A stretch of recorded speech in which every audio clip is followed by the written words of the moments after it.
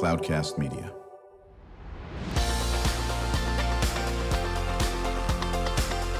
Drew Schlosberg Spotlight on the Community Show, amplifying the voices of social impact organizations, entrepreneurs, local nonprofits, and other community champions who shape the culture, creativity, and connectivity of San Diego. Brought to you by Mission Fed Credit Union, bringing good things to San Diego for over 60 years. Learn more about what is good for you and good for all by visiting www.missionfed.com. I'm Drew Schlosberg of Cloudcast Media. You may listen to another edition of Drew Schlosberg Spotlight on the Community Show. We are the nation's longest running community podcast, now in our 20th year, brought to you by Mission Fed Credit Union. 6 decades of doing great things for folks living in San Diego County, whether it's food insecurity, Alzheimer's, financial literacy, or everything in between. They've been great community partners. We love having this group in the studio. The content that UC San Diego Division of Extended Studies provides us is just absolutely impactful for 75 different reasons. Maysoon Lehmeidi, Director of Pre-College Programs and Community Outreach, is in the house with us. How you doing, Maysoon? Good, thank you for having me. Yeah, how long have you been with UCSD Extended Studies? Almost a decade now. A decade now? Yeah. Oh my God, you're too young to be further a decade on that. Joined by your colleague, Alex Phan. He's Executive Director of Student Success, UC San Diego Jacobs School of Engineering. How you doing, Alex? Yeah, great. Happy to be here. How long have you been in that role? 3 years. 3 years? Okay, Yeah. Where were you before? With the school. I've been a product of the school through and through. I started student, undergrad, grad school, teach there, research there, and then now move into this role. So our producer, who was in China for quite a while, and now we got Noah Brady is taking over as senior producer of our Spotlight show. He's actually doing his own show on garage bands coming up pretty soon. But Brandon Lee, Brandon is one of our UCSD graduates. He just graduated, I think, in January. Do you know Brandon at all? Have you met him? Well, next time you come on, you'll meet him when he comes back from China in that aspect. We'll start with you on this. Maysoon, talk about a little bit the mission of UC San Diego Division of Extended Studies. Sure. I would say extended studies in its traditional self is really designed to help people upskill in the workforce, especially in times of, economic stress like we're experiencing now. A lot of people are trying to stay ahead of the curve with their skills, maintain new skills, learn new skills, maintain existing skills, and stay relevant in their careers. And when you think about, well, why does an extension have pre-college programs? That's high school students, isn't it? Well, it's just as important for them to think about skills for the workforce at a younger age. And that's really what we're here to do, is really provide students with a variety of skills based on their interests. So whether they want to go to college or the workforce right out of high school. Yeah, so we've worked with you guys for quite a while, and one of the organizations that I've been passionate about since it started in '97 is the Classroom of the Future Foundation. We just had our 23rd annual Innovation Education Awards yesterday at SeaWorld, which is tied into all this. We work with all 43 school districts, and whether it's TK classes, learning what the workforce looks like, and or it's community colleges, great relationship with those folks. It's all about, are we preparing everybody for what this crazy world is going to look like? Whatever jobs are there in 2026, we'll see if they're going to be there in 2027 in that aspect of it. And that's what you folks have always been about, and working with either Ed Abeda or working with Morgan Appel and all the great folks you have. You guys have always been laser beamed on it, and I'd be remiss if I didn't give a shout out to my good friend Mary, who is, everyone knows Mary, doesn't even need a last name, who has done such great work, certainly in extended studies on this. Alex, talk about the work you do as Executive Director for Student Success. Yeah, so in the school of Jacobs School of Engineering, I oversee a variety of programs that supporting engineering students from the day they set foot on campus all the way through graduations, and that cover academic success, professional development, and also community building within the student and the ecosystem that we have in the Jacob School and UCSD. Right, and you talked about certainly you're never too young to start learning this. Do you work with some of the K-12 programs as well in the elementary school area? Talk about that, Maysoon. Yeah, absolutely. We offer programs that are a variety of different options for kids as young as kindergarten all the way through high school. So for the younger side, we definitely more focus on the shorter workshops. Their attention span isn't as much as, say, a high school student, but these like, for example, Sally Ride Science is a great example. It's a summer program, 3 weeks, and we have a lot of young students who have a broad variety of interests, and so it's all hands-on. They can take a different class every week. So if they want to do messy science one week where they're playing with science and building projects and learning the chemistry behind slime without really realizing they're learning chemistry, and then the next week they can go into more financial literacy class and learn about finances through role-playing and gaming. So for the high school students on the other side of the spectrum, there are a lot more research-intensive opportunities with the Jacob School of Engineering. We have programs with bioengineering. We have programs in the life sciences that are lab-based. So it really is providing options to a spectrum of learners and meeting them where they're at in their academic journey. Right. We'd had on the program earlier today Dr. David Brenner, President and CEO of Sanford Burnham Prebys Medical Discovery Institute, certainly no stranger to UC San Diego, as we all know. And when you look at the different types of careers in San Diego, they are wide, they're expansive, a key being that they also can be lucrative. And as we just heard from Rachel Rose of United Way of San Diego County, it's not the cheapest place to live in San Diego County, to say the least on this. Alex, do you work with the K-12 teachers at all? Are you working with the community college teachers? Are you showing them externships? Talk a little about that. Yeah, so within the Jacob School, primarily we trained the next generation of engineer technology leaders, right?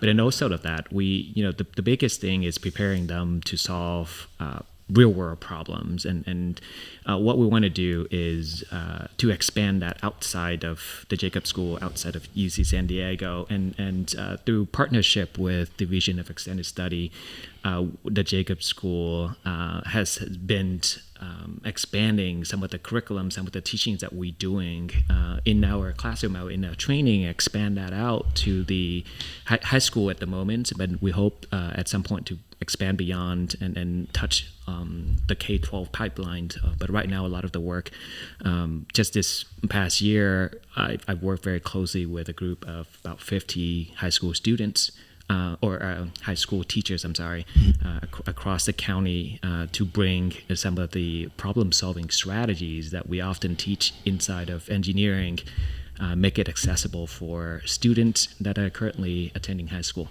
Are you using like design thinking theory and so forth? Exactly. So some of the strategies that we infuse in the curriculums are things that are commonly known as the 5 whys strategies, the scamper for brainstorming, strategies that people have been using across multiple industries for millennia, right? And right.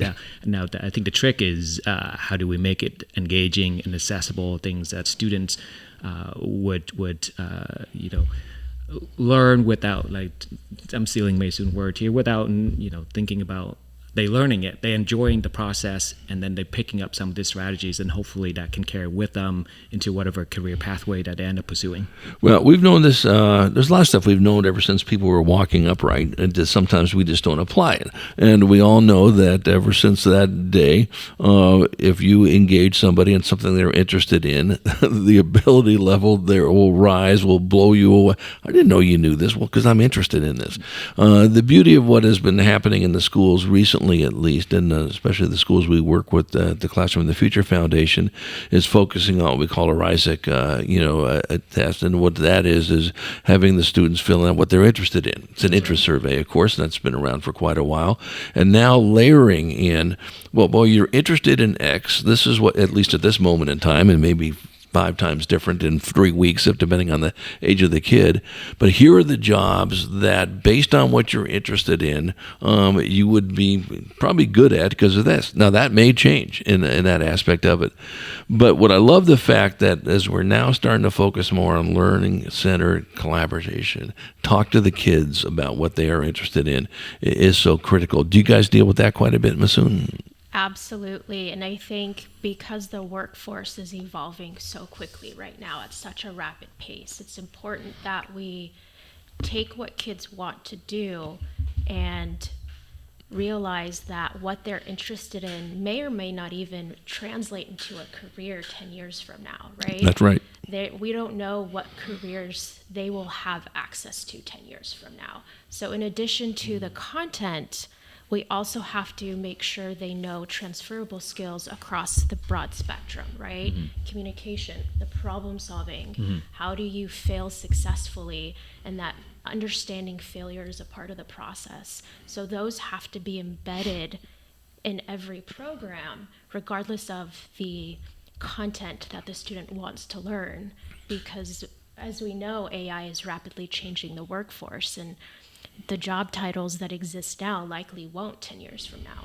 Yeah, we're going to talk about AI when we come back from break as well. But you hit something that we always mention is that, and anybody who is successful, however they deem being success, and there are many ways to deem success in this aspect of it, is from what they learned by failing, of course. And there's nothing wrong. You don't want to try to fail, for God's sake. But when you do, here's what I've learned. Hopefully you learn from these things. When we come back from break, we're going to talk more about that aspect of it. Certainly want to chat about AI as well, and how you folks are adjusting to it, especially in the field of engineering. Would be interesting to see on you, on Alex. And then we always save time in the second half of our Spotlight in the Community podcast. What can our listeners do to support your efforts? Can they volunteer? Can they donate? Can they do whatever the case may be? Get the word out, be advocates. When we return with our friends from UC San Diego Division of Extended Studies, Maysoon Lehmeidi. She is the Director of Pre-College Programs and Community Outreach for the UC San Diego Division of Extended Studies, with her colleague Alex Phan, Executive Director of Student Success for the UC San Diego Jacobs School of Engineering. I'm Drew Schlosberg with Cloudcast Media. Been listening to another edition of Drew Schlosberg Spotlight on the Community Show. We are the nation's longest-running community podcast in our 20th year, brought to you by the fine folks at Mission Fed Credit Union. We will be right back after this short break.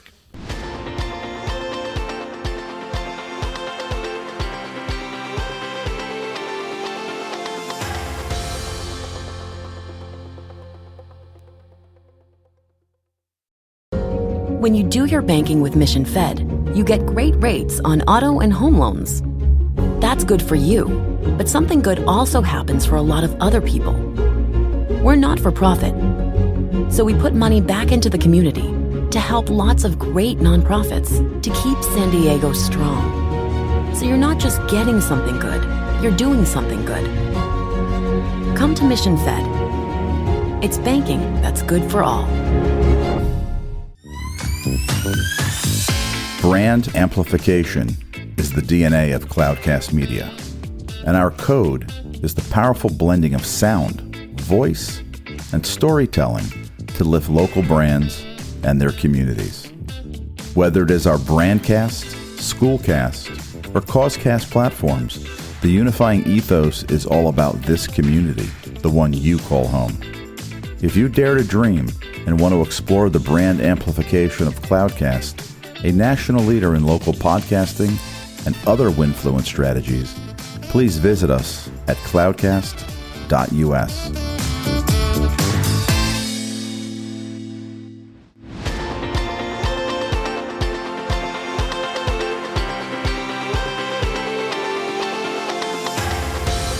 I'm Drew Schlosberg with Cloudcast Media.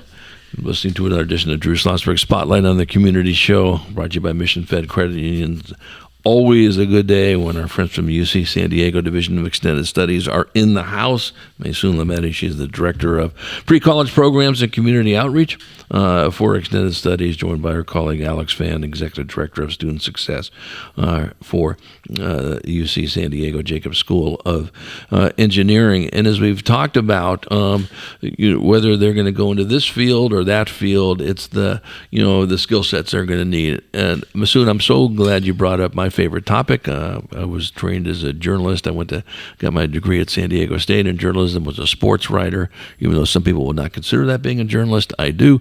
But we know that if you cannot communicate in the 21st century, whether it's by prose or whether it's oral or whether you pick a topic in this, you're going to be left at the starting line. So talk about how important communication is. Oh, it's probably one of the first things that students really need to understand. And with the resurgence of all these AI chatbots, we're seeing such a different way in how students are communicating. Some of it is really good and some of it is really bad. And Alex and I have talked about this quite a bit, and what I'm seeing is that there are students who are already great communicators who understand the target audience, and AI is making them even better. And then there are the students who are looking for the easy way out. And you can kind of see AI has made it so easy for them that their skills are probably starting to decline. So when we talk about programs, we're trying to make sure that we can AI-proof some of the classes and force them to learn those communication skills that are going to help them down the line, because we're hoping that they don't just everyone start relying on AI to do the communication for them. Well, and we all know this. Anybody who's been involved, and San Diego is a great example of this. We are absolutely, without question, the smallest big city in the history of humankind. And anyone who's spent any time in San Diego knows this, 8th largest city in the country, but we don't act like it, don't look like it. I don't mean that. I mean that in a positive way, in this way. So if you don't know how to communicate, if you don't know how to establish relationships, especially in San Diego, you will be left at the starting line in this area. So I'm so glad that you say that. And a lot of that is get outside of your social media and meet somebody and talk to someone, almost like Rachel was talking about at United Way. You have to have those interactions, because when now you are competing for a job in San Diego, when 4,000 people are applying for that same $50,000 a year job, the person that knows somebody at that group is gonna certainly raise to the top. Alex, talk a little bit about how AI is it changing the world of engineering, and if it is, how? Absolutely, that's a huge question that we are wrangling with right. every day, right? Right. And within our training curriculum, right. The biggest questions, and our Dean Pisano bring this up all the time. Like, we right. want to make sure that we get ahead of the curve, right? Because whatever jobs right now is available might not be the same, and how do we make sure that we prepare our students? And we work very closely with a lot of our industry partners. Asking them how is the work changing within the workforce, and then try to gather that information and make sure that we are preparing our engineering students now, whether or not using AI to then so that their workflow would become more efficient. And that's one of the key aspects that we've heard back from our industry members, like how efficiency is key. So it's not so much of reducing the workforce that we hear, but they're expecting that our engineers coming out with the help of AI now become a more productive, more efficient engineer. And so what that means is, in the curriculum, we're embracing it at the school in a big way. Now, obviously, that brings a lot of challenge in terms of teaching. But in terms of professionally preparing them for the workforce, we're embracing that. We are creating courses, as a matter of fact, within the school. The Department of Computer and Engineering just put together a new AI major altogether, right? So we want to make sure that we are training them. We deliberately charts the path to get them ready within the school. Not going to lie, it is a challenge to make sure, how do you AI-proof a classroom when it comes to, can we assess that students know what we think they should know? And that's been a challenge. But in terms of AI, it's here, and we want to make sure that we get our students ready for it. Well, listen, if you want to ignore AI, then you'll be really in trouble because it is with us here. And like Maysoon was saying earlier, use it to your advantage, use it to support you, but not to sit there and do everything for you. And, there's a fine line, and sometimes this stuff will be bridged. And, of course, AI is changing. And next thing you know, we got Claude, right? We didn't hear about Claude last year, I imagine. Maybe I'm off on my dates here. Who knows if there's going to be Claude 2.0 or whatever, or son of Claude or whatever the case may be. And I'm not trying to be flippant about it, but, you guys know how this stuff works better than anything. And you got to be ready for this, rapid change. But no matter what, if you've got the skill sets of inquiry, which is curiosity, which of course anybody who's an engineer, that is, if you don't know how to ask questions, you don't know what questions to ask. Again, you'll be left out on this.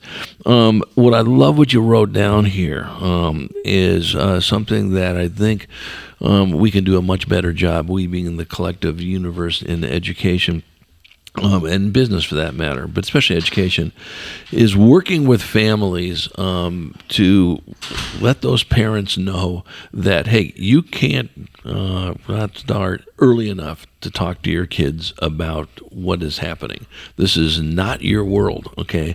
Whether you were born in the 50s, 60s, or 70s, or 80s, talk about that, Maysoon. That is so spot on. It is 100% a conversation I have with parents every year.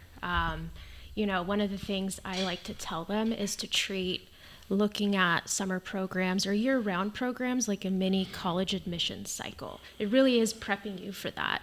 There are so many options out there that you have to get organized, and you have to start early. We, in Extended Studies, start advertising for programs as early as November, December for summer. And if it's a highly competitive program, there are short application deadlines, there are essays, there's tuition to consider based on your budget.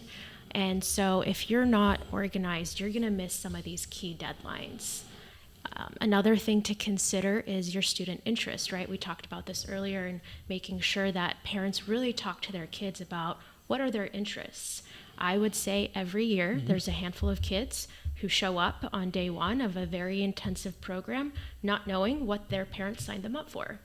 And they're not happy, the parents not happy, no one's happy.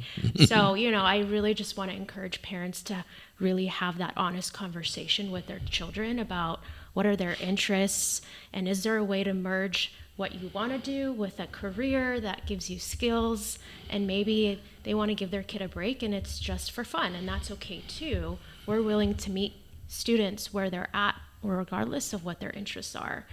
But I always want to avoid the situation where the student shows up being miserable because they have zero interest in bioengineering or zero interest in chemistry, biology, the life sciences, and they'd rather do the arts class.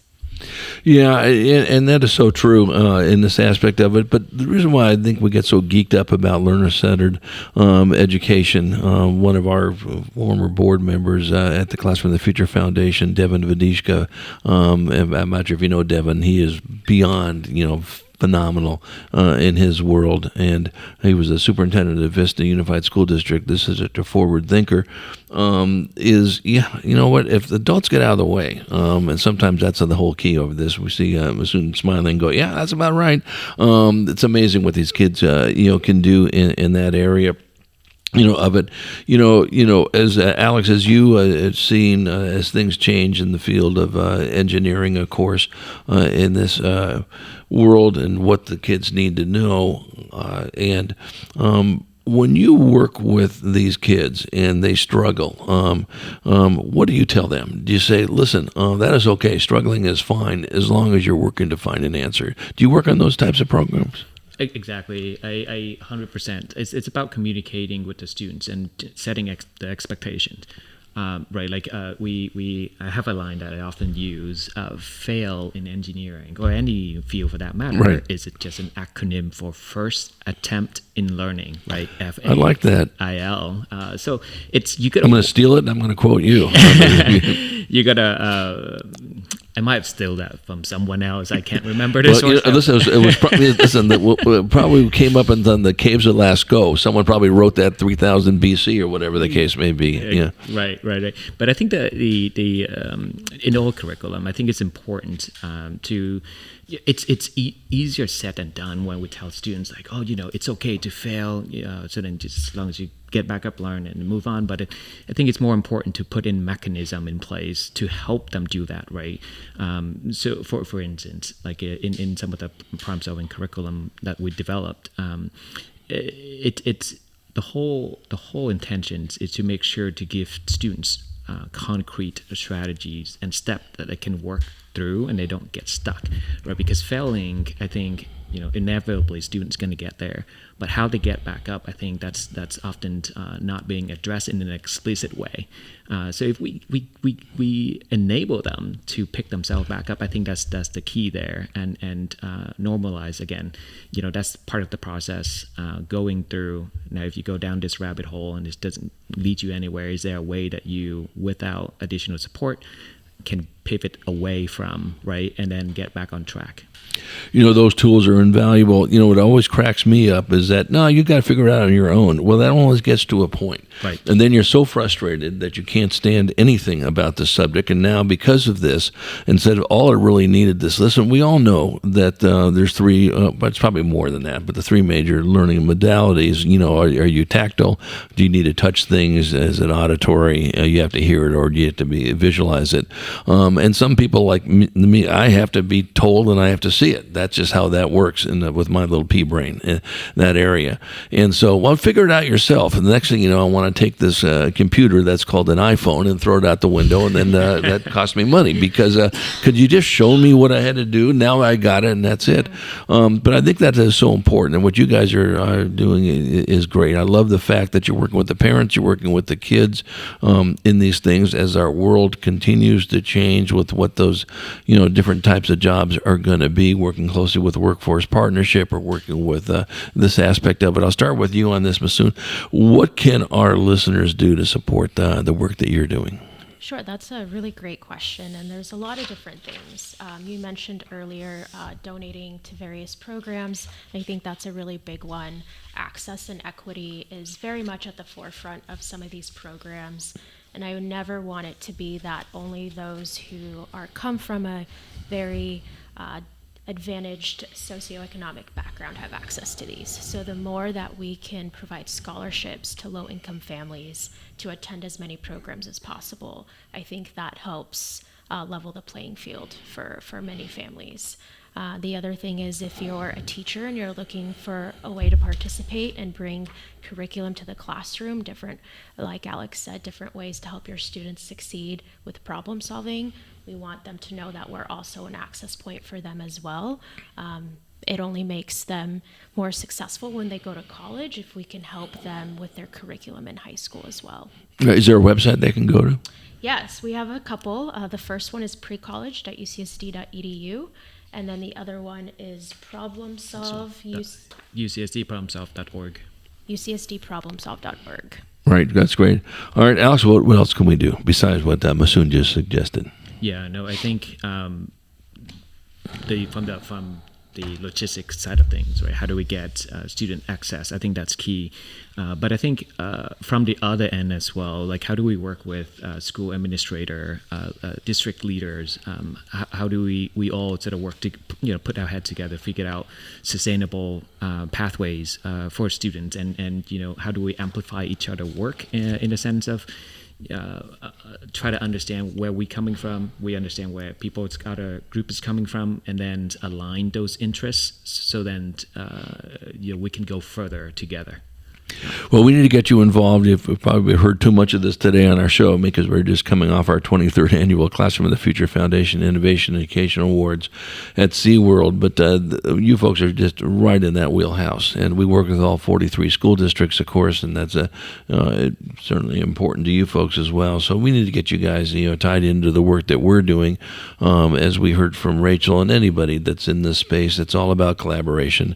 And you just have to continue to to shout this out. One of the things I want to just add to it, and what I love about what you're doing, and I always use the example of the career I was in, and that is journalism. About listen, I don't know how to write. I can't go into journalism. I said, listen, when I got to the paper in 92, actually I consulted for it beforehand. I think we had about 2,400 employees at the time. It's a lot different now in the space of journalism, as we all know. Of that 2,400 employees, 6/7 of them, if not 7/8, were not writers.